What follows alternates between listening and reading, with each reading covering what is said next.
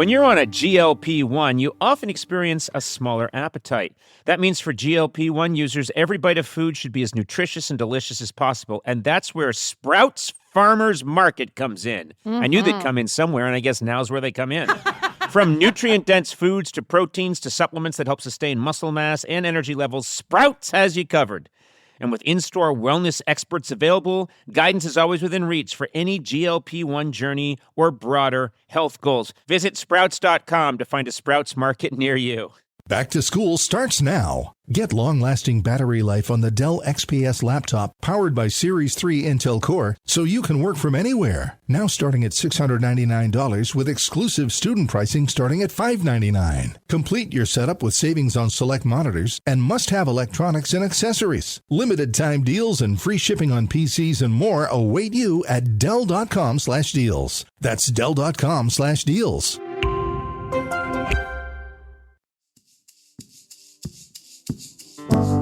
Conan O'Brien needs a fan. Want to talk to Conan? Visit teamcoco.com/callconan. Okay, let's get started. Please. Yes. Hey! Hi, Tom. Welcome to Conan O'Brien Hello. Needs a Fan. Nice sweater. Wow, Thank that you. was a good job. First of Well, all, I'm just- Gorley on just being so positive so quickly. Tom, so nice to see you. I see you have You too. your Christmas tree in the background. It looks dark where you are. We're in Los Angeles. Where are you? I'm calling from Dublin, Ireland. Oh, you're in Dublin. Oh, look Dublin. at that fine Irish cable knit fisherman sweater and a Christmas tree. Yeah, You're I living guess the I life. see, yeah. I just want to trade places I'm with you. sorry. Mr. Gorley is making this sound like the Home Shopping Network. Tom here is wearing a fine cable net sweater. It's gorgeous. It's made of the fine Dublin weave. Sir, tell us. And Tom, what's your last name? Lawler. Okay, Tom Lawler, calling I guess zooming in, calling, whatever you want to say, Sure. appearing to us magically from Dublin. I love Dublin. I love the few times I've visited there. I've had a fantastic time. Yeah, you've been a few times. I've been a few times. One of the times I went, I met up with a bunch of other, very famous Irish comedians from Ireland who were all hilarious. And we all did a show together at the ambassador's residence in Phoenix Park. And I thought, these are the funniest people I've ever met. And then all of us got into a cab to go into Dublin to get a drink. And the cabbie was funnier than all of us. And I thought, that's Dublin. Do you know? There's just everyone's just super high professional level funny. So no pressure on me then for the rest of this interview. Well done. Well, we can always say later on that you're going through a depressive period, and so that gets you off the hook. Tom, tell me a little bit about yourself. I live in Dublin, as you know, and I right now am the co-director of a festival here in Dublin that the city started a number of years ago called Bram Stoker Festival, which is basically a way of us celebrating the life and legacy and work of Bram Stoker, who wrote Dracula. Yep. And so this is interesting to me because I admit I don't know much about Bram Stoker. Obviously, his work is very famous, but I don't know much about the man himself. Was he Irish? Yeah, he was Irish, and I think one of the big reasons the festival was started was I guess to kind of reclaim him as an Irish author, right? So everybody knows Joyce and Beckett as Irish authors, but I think a lot of people had kind of assumed or thought that Bram Stoker was British, and the Brits have a long history of claiming Irish people as their own when they become very successful. So it was kind of a way of taking it back and kind of reclaiming him as a Dublin-born Irish writer. Yeah. That's actually that's fascinating to me.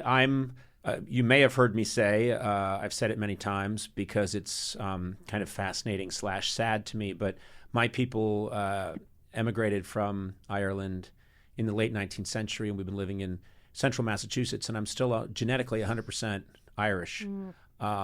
Which is, I think, tragic. Tom, will you please reclaim him? Yeah.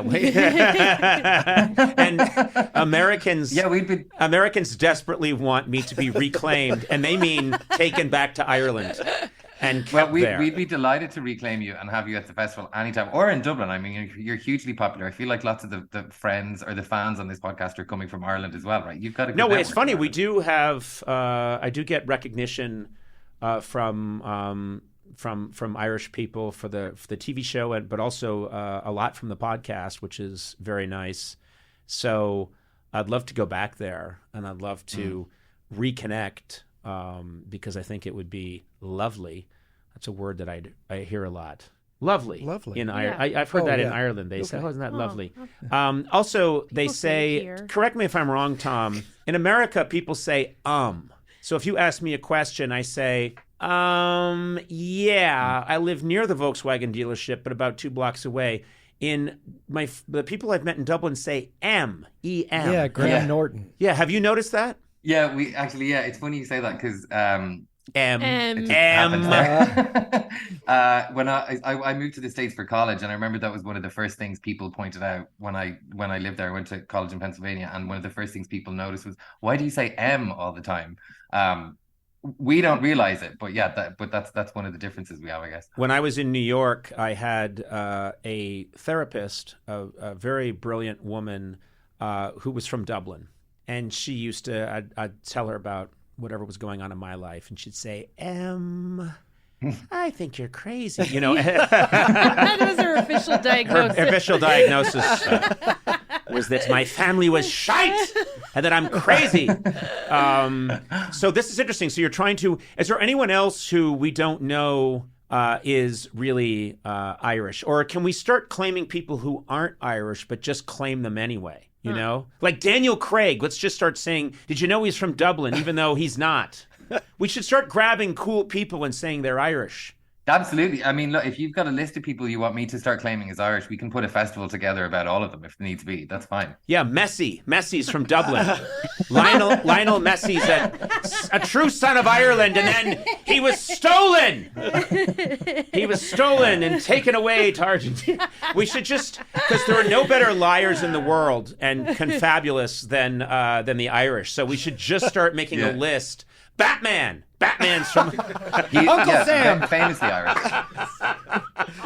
No one thinks of Uncle Sam anymore. What are you talking? Because he's so Irish. Get him back. No one's thought of Uncle Sam since like 1911. I was trying to think of the most American icon possible. Oh. No. I mean, like Beyonce. Did you know that she's from Dublin? Did you know that? She's from Galway. Yeah. Yeah. It's Beyonce McKnowles. Yeah. I'm telling you, I think we're really onto something. Sure, Bram Stoker, let's do that. But I think you're missing a real opportunity here, and I will help you generate the list. We're going to come up with just all of the coolest people. Yeah. And Keanu Reeves. Keanu Reeves is from the... He's from the South Country down there. He's from Cork. I don't know. Who's to stop us? No one can stop us. I mean, there's no one on this side who's going to stop you. I think if you guys have a list, put together whatever list and we'll find some. I mean, there's so many people that come to Ireland and then realize that they've got Irish heritage, right? Like Obama was here a few years ago and he's got a very strong, Irish root. I mean, there's so many. You go for it. Okay, all right, you guys can keep him then. Yeah, we need to keep him. I know. Wait, can we trade if you're getting Beyonce and stuff? No. Okay. Oh. We can't trade? Can't trade. Depending on who you were going to say, maybe. Yeah, it's going to be all worked out. Listen, Tom, you and I are going to work this out. We're going to start an exchange, but we're going to make lists of people that the Irish can claim. And then I think we should get to have Liam Neeson. Yes. He's so cool. I'm just curious, how many of you would we have to trade to get one Liam Neeson? You know what? I looked it up. 35 Conans. Yes. 35 Conans gets you Liam Neeson's shoulder. Worth it. Low. I'll take it. Sold. You don't think these celebrities would have a problem with these festivals? They'll do as they're told. I would love for you to say that to Beyonce. Yeah. Well, I'm not going to say that to Beyonce. But boy, I'm going to say it to Liam Neeson. I don't fear him at all. You should. He's my height and looks like. I mean, I talked to him not long ago, and it was so clear to me the minute he walked in the room, like, oh, that's a real man. I'm a Lucky Charms leprechaun. Anyway, Tom, this sounds like a good endeavor. I'm glad that you're working on building up, reclaiming what rightfully belongs to Ireland. I think that's important. Yeah, and I mean, we've tried to, there's only so much you can get out of out of Dracula, right? In terms of a festival, like we need new ideas every year and we try to present it in different ways. So we have a lot of fun with it. It's not just all, we don't just, we describe it as we're not just like Muahaha. Like we try to have a lot of fun with it and kind of bring fun. Yeah, other that does sound areas. really fun. Yeah, I would go to There's definitely some Muahaha. Come to Muahaha. Well, also, I'm not aware of what else did Bram Stoker. I don't really know. Other than I know him for Dracula, but did he write, erotic fiction that I could read? And if it's not erotic fiction, I don't want to read it. The first book he ever wrote was actually a book, like it was a guide for civil servants, like people who work like. Ooh, I'm turned on. Yeah. So he did write some erotic fiction. Yeah. Wow. Exactly. Yeah. So depending on your kinks, I guess that's a good one. But none of his other work has really made it into the kind of consciousness in the same way that Dracula has. But I mean, I don't think like being a one-hit wonder for Dracula, I feel like is still a pretty good career highlight. Yeah. So but we tried to kind of stretch out everything. I mean, some of the stuff that I really enjoy, like we've done a lot of research into Bram, and there's some great kind of lesser known things about him. Like he once tried to save a man that was drowning in the Thames in London, because he did live in the UK for a while. That's why they got to claim him. That's the problem. Yeah. If an Irish person goes and lives in London for a week, they get to put up a blue plaque somewhere and say, "Yep, he's the UK's own Bram Stoker." It's just not fair. Well, only if they're wildly successful, though. I mean, if they're, as soon as something goes wrong, then they're immediately Irish, according to the British again. Oh, okay, all right. They just those plaques, by the way, are put up with Velcro. They come off the minute you do something. And everyone's getting canceled these days. I think those plaques probably come off as quickly as they go on. So I'm going to bring my own blue plaque the next time I go to London, and some super glue, and just glue it onto a building. That's good. And say, Sir Conan O'Brien lived here. Or stood here and chewed some bubble yum for 10 minutes. You're giving yourself a knighthood. Sure, why not? Okay. Yeah. You want to go back to Ireland, but you're going to have a knighthood from Britain? Sure. That's not going to play well. I'm also, what color plaque do they use in Ireland? If I go to Ireland, I want to glue some plaques up. I'm pretty sure we use blue plaques You as use well. blue plaques so, too? Yeah, you can. Yeah, I'm pretty sure. All Yeah. right. Well, find out, because I want to find out exactly what they look like. Make this priority. Excuse me, Tom's got such a busy schedule working on the Bram Stoker Festival. Yeah, you've got 11 months of downtime. Yeah, he's Yeah. how many plastic fangs can you buy? Yeah, I've got some time to put it. I've got a pretty easy month ahead. I am a civil servant. I'm here to clean up the bureaucracy.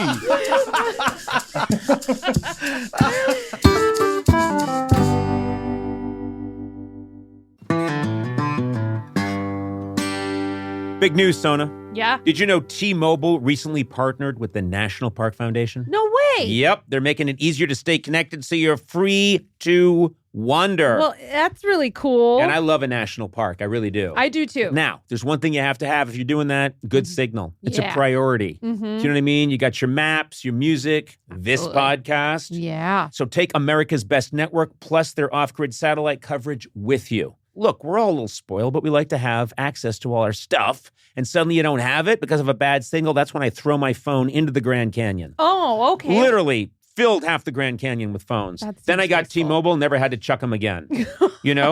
Good. So wander over to T-Mobile.com and switch. Best based on analysis by Ookla of speed test intelligence data for 2H 2025. Wow, that's some sentence. T-Satellite with capable device in most outdoor areas in U.S. where you see the sky. That's important. You got to see the sky. Yep. Service may be limited or unavailable. Included with Experience Beyond or $10 per month. Auto renews. Cancel anytime. That was probably meant to be said by a robot really quickly, but I just did it slowly so you could really understand. Disclaimer. Please do not throw your phone into the Grand Canyon. When you're on a GLP-1, you often experience a smaller appetite. That means for GLP-1 users, every bite of food should be as nutritious and delicious as possible. And that's where Sprouts Farmers Market comes in. I knew they'd come in somewhere, and I guess now's where they come in. From nutrient-dense foods to proteins to supplements that help sustain muscle mass and energy levels, Sprouts has you covered. And with in-store wellness experts available, guidance is always within reach for any GLP-1 journey or broader health goals. Visit Sprouts.com to find a Sprouts Market near you. Now, normally, Eduardo, you are sitting behind the board. You are the puppet master. You're working all the dials and switches, making this podcast happen. But I've asked you to step out. I'm nervous. And I think you're going to like this surprise. Okay. And it involves our friends at Miller Lite. I know that you're a massive football fan. That's right. Because we've caught you watching matches while we're taping a podcast, and you're clearly have just taped some of the buttons down into position so you can watch. I'm going to present to you Miller Time MVP match ball. This is the Miller Time MVP match ball. Wow. Look at this thing. Miller Lite knows you're a big fan, so they asked me to give this to you. And look at this. It holds up to 12 Miller Lights. This is incredible. Yes. Wow. I've been asked to specify, do not kick this ball. Oh, shoot. I was just going to ask that. No, do not kick this ball because 12 beers will go flying through the air. Tell me, how is this going to be used? Where is this going to go in Instantly. your home? I mean, I've been watching all the matches with friends and family. This is the perfect piece to add to the table. This is really cool. Here, you want one? Yeah. Oh, thanks a lot. Oh, look at it. Thank you. Look at it. Oh, it's cold. It keeps. Yes. Yes. I don't want to make any promises, but I think it's actually kept it kind of chilly, which is nice. Hey, well, cheers to you. I appreciate Cheers that. to you, Eduardo. Remember, celebrate responsibly. Miller Brewing Company, Milwaukee, Wisconsin, 96 calories and 3.2 carbs per 12 ounces. When you're a maintenance engineer in a beverage manufacturing plant, you keep production lines moving and quality on track because there's no room for slowdowns. With Grainger's vast selection of high-quality motors, sensors, belts, and hard-to-find parts, you can get what you need fast and all in one place, so nothing gets in the way of getting the job done. Call 1-800-GRAINGER, click Grainger.com, or just stop by. Grainger, for the ones who get it done.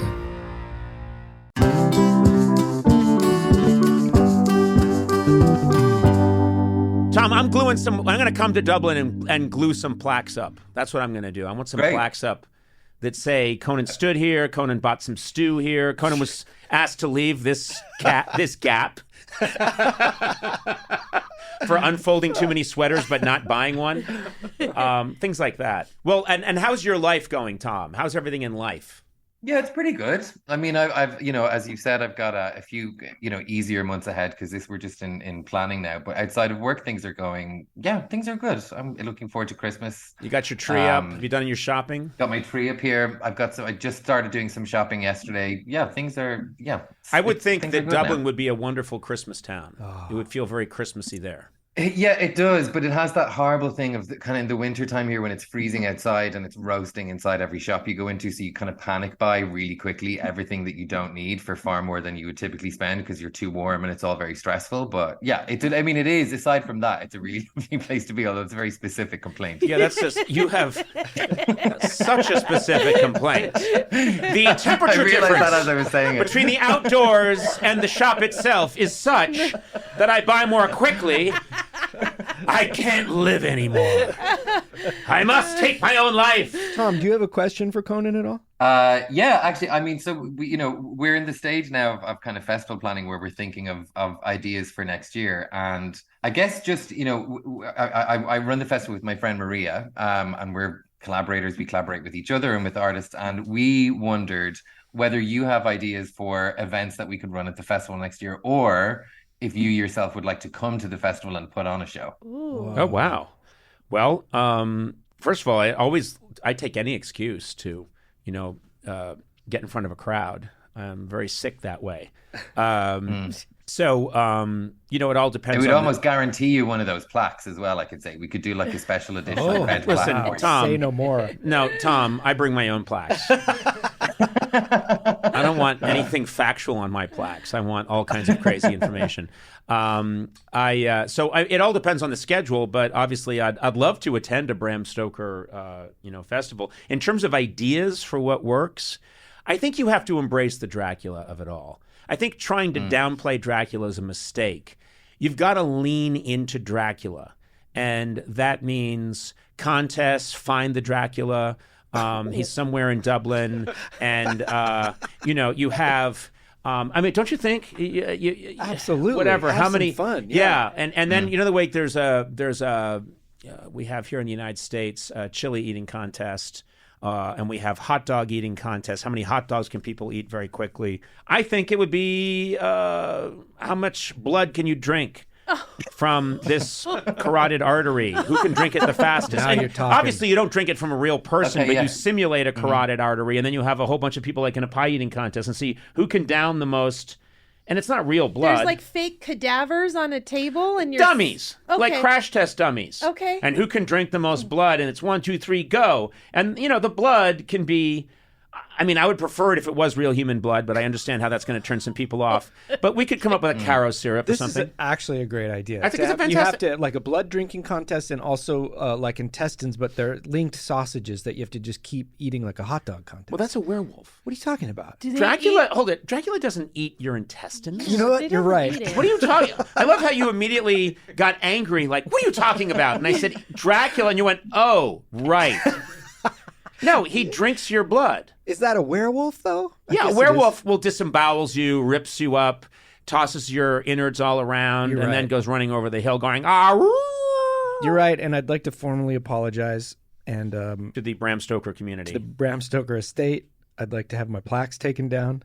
I'm sorry. Hey, is there a Bram Stoker estate? Meaning, are there people that still profit from Dracula movies and things like that? There is, yeah, actually his the Bram Stoker estate kind of allow us to continue with the festival every year. He has a great grandnephew called Dacre Stoker who comes to the festival quite often, who's also an author and has actually written extensively about Dracula, but also wrote a prequel book to Dracula. Can I ask you which something? is soon to be made into a Does film. his great grandson ever appear to be someone who's lived for millennia? Like is like Oh, it's- hundreds of years old and actually could be Bram Stoker? And does he ever say, "Well, when I wrote Dracula, I mean, when my my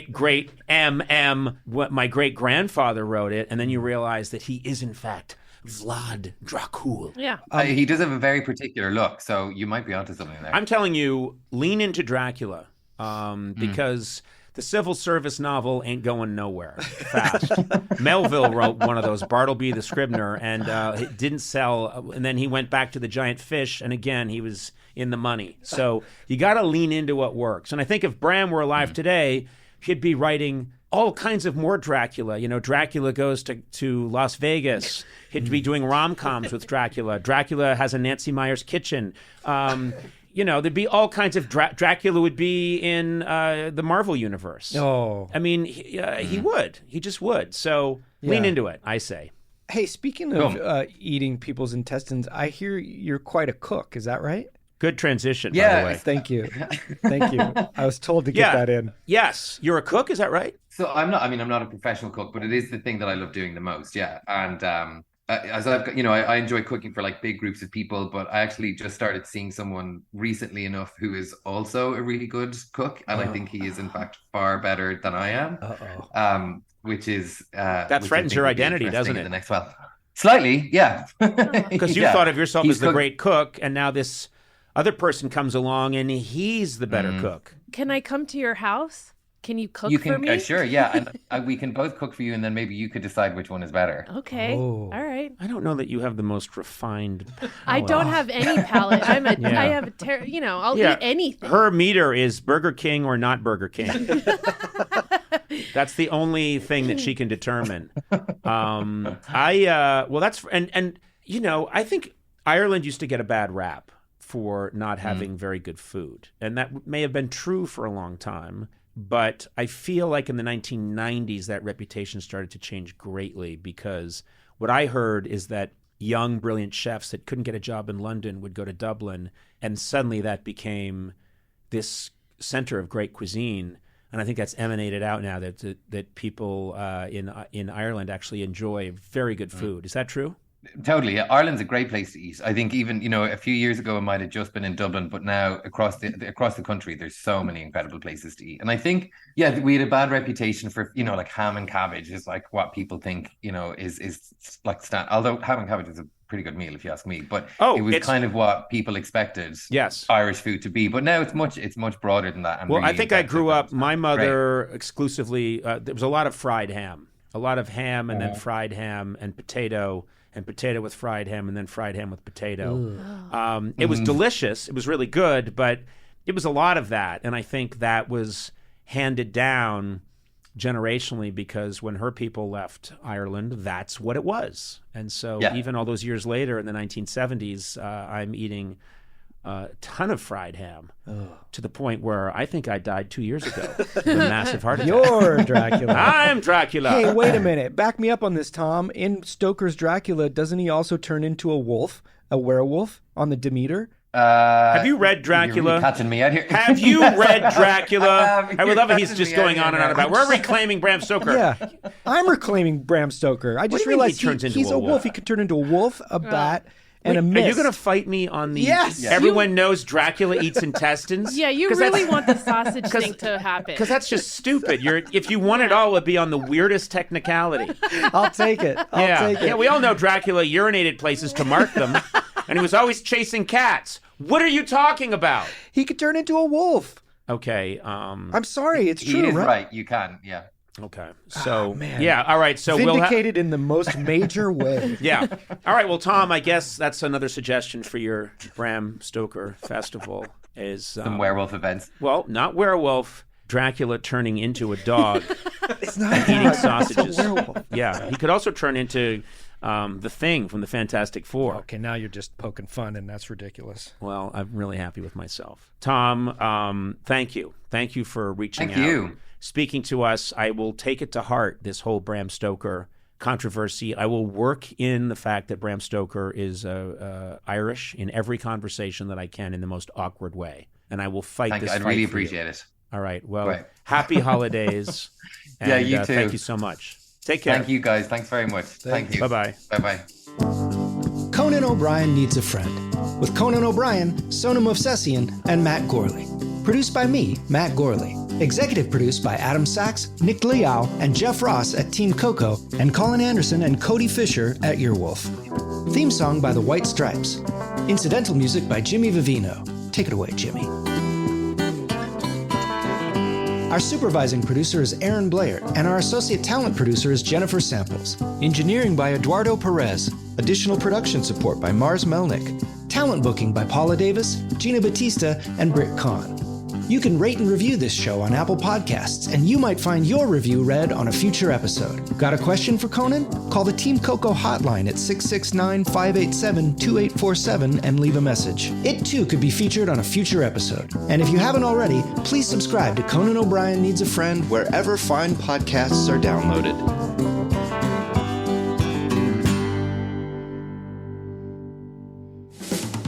This has been a Team Coco production in association with Earwolf.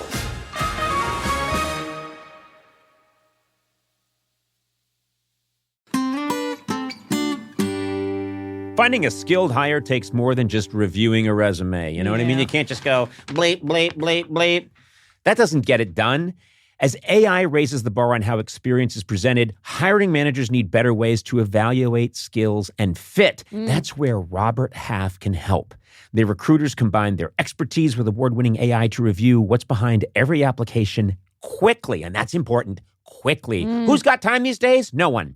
Learn how they can help you find specialized talent in finance, accounting, technology, and more at Robert Half. They know talent. Visit roberthalf.com/talent today.